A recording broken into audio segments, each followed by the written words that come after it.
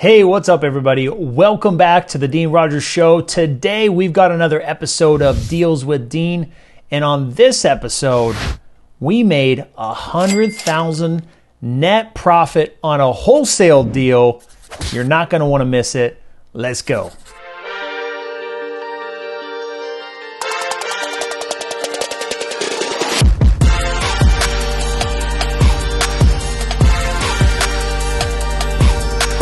All right, welcome back. If you're listening to this on YouTube, make sure to like and subscribe. And if you're listening to this on Apple Podcasts or Spotify, make sure to leave a 5-star review.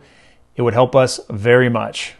All right, so on this episode, like I said, we made $100,000 net profit on this deal. It was pretty crazy, almost too good to be true, and started to get pretty nervous at the end as the buyer was dragging their feet.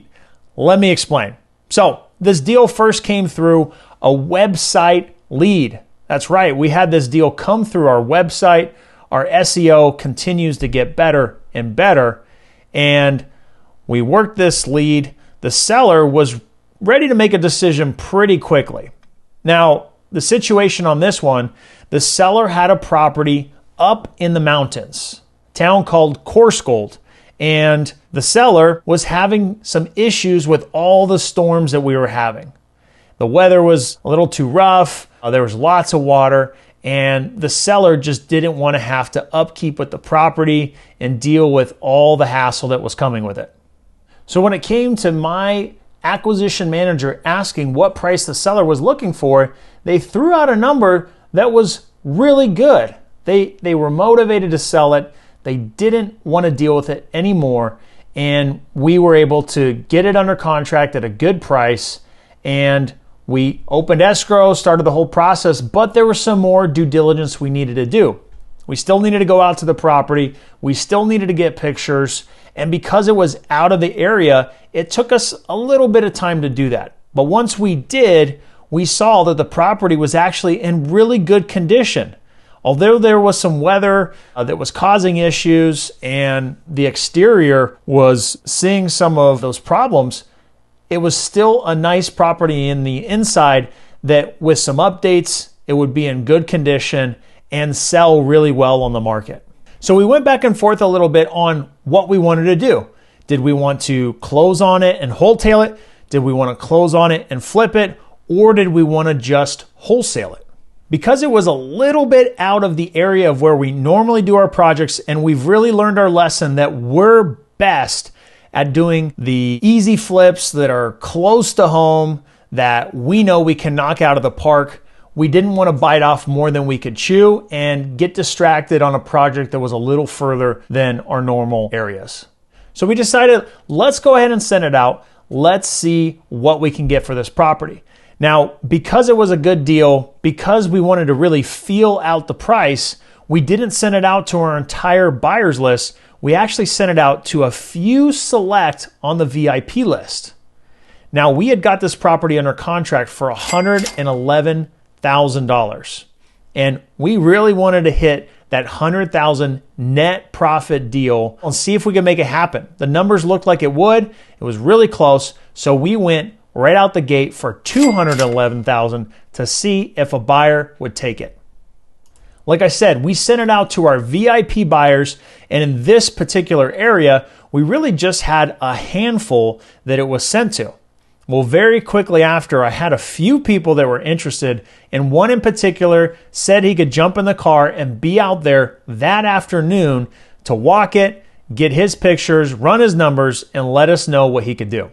So my acquisition manager was actually able to meet him out there that afternoon, walk the property, and the guy said he wanted it right away. This was a realtor who sometimes buys deals for himself and often works with clients that he'll help to buy the investment properties for, and that was the case on this one. This buyer was ready to go, looking for his next property, and this realtor was going to represent him.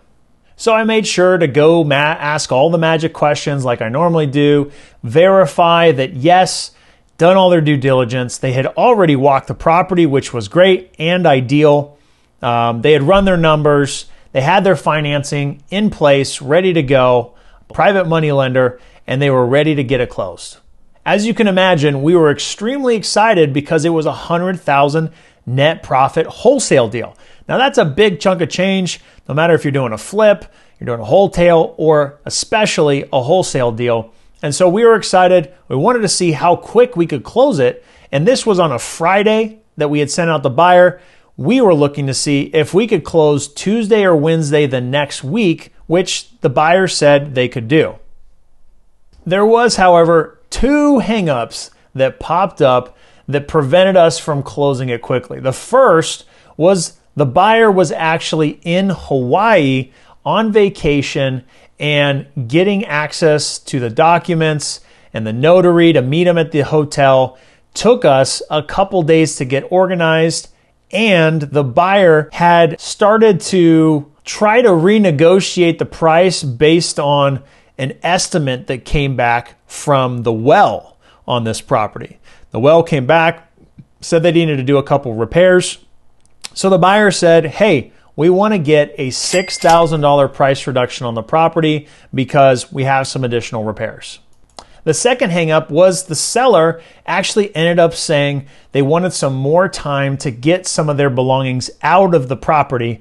So they needed basically that week to get it done, because that weekend they were going to get all the people that they needed to help move those remaining items. And so basically the deal was going to delay and close the next week because that buyer was really adamant, really clear. They wanted to wait until the seller had everything out so they didn't have any responsibility for those items.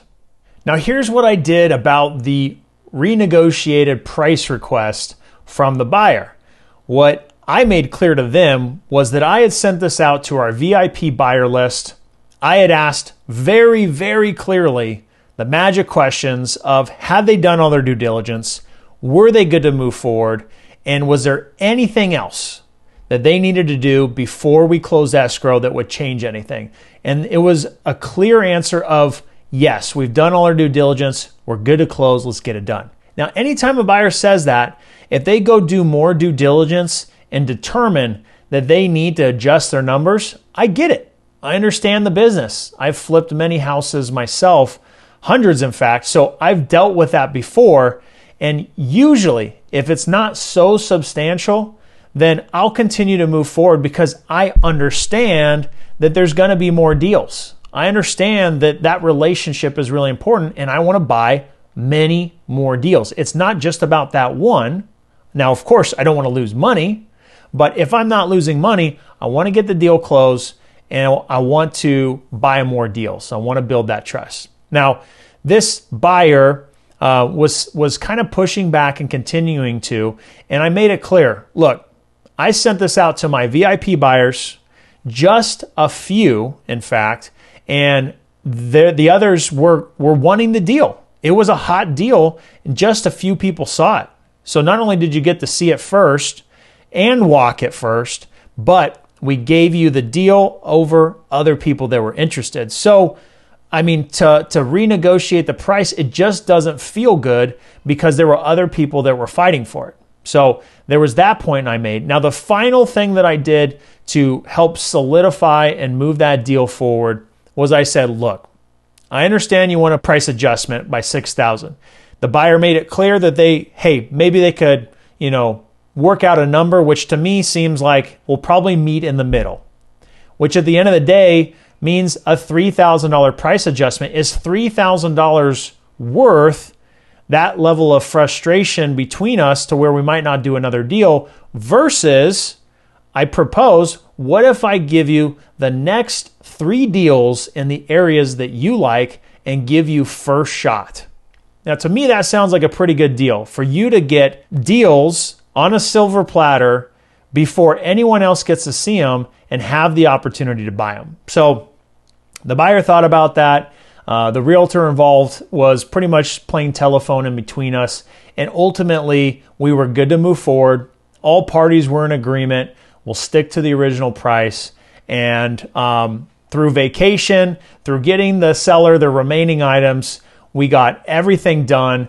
Now, the buyer was still dragging their feet at the very end. They wanted additional confirmation that the seller got everything out, which we ended up getting a document signed by the seller saying they've gotten all their items, they release all responsibility, all liability, checked every little box, that the property is now the buyer's, and all remaining items are at the disposal of that buyer. So that's what we put in an addendum. We got that signed by the seller and ourselves.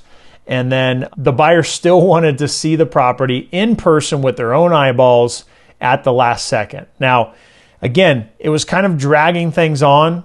It was, I wouldn't say making us uncomfortable, but it was just not giving us that warm, fuzzy feeling like this buyer was going to perform. It just felt like they were dragging their feet, and it was making me a little bit nervous. Dealt with hundreds and hundreds of buyers, and it's not too often that a buyer is dragging their feet. They're very excited about closing the deal and happy about the opportunity. So again, started to give me some of those feelings like, all right, let's see what happens here. Now, once we got through that week and the weekend, it had basically been 5 business days since going into contract with that buyer. The expectation was that we were going to now close that following Monday. Well, if I remember correctly, the buyer had finally signed all the documents that Monday, and we were now in the position to get it closed. Well, the funds were sent by the buyer and sent by the lender that day, but not all of the funds were received before the wire cut off. So it was yet again another thing that felt like, well, I've wired money, other buyers have wired money when they said, and it gets there. It gets there quickly that same day, and we close, everything's good. Well, in this case, it was still another delay. We had to close the next morning, which in fact ended up happening. Hallelujah, praise God. The deal got closed. The buyer was happy. The seller was very thrilled and happy. In fact, the day of closing, there was actually another request from the seller. Wait, I forgot a sewing machine. And my acquisition manager, in effort to make sure we got a good review, the seller was still happy. He drove personally himself out of his way to go get that and deliver it to the seller. So all in all, the deal closed, was a $100,000 net profit deal. I mean, come on. That is amazing. We were very excited. This is yet another what we call whale deal for my acquisition manager. If you close $100,000, or let's just call it a 6-figure net profit deal, you're in the whale club. And this is another whale deal for my acquisition manager. As a result, at our company, if you close a whale deal, you get a family vacation, which is super awesome. I know that they're excited about it. I'm excited to provide that experience for them. So congrats to my acquisition manager for another amazing deal and another great one in the books. It was a little bumpy, but we got through it, and it was well worth the wait.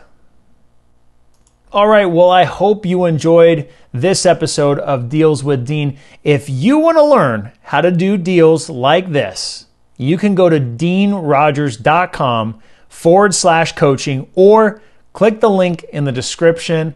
And until next time, peace.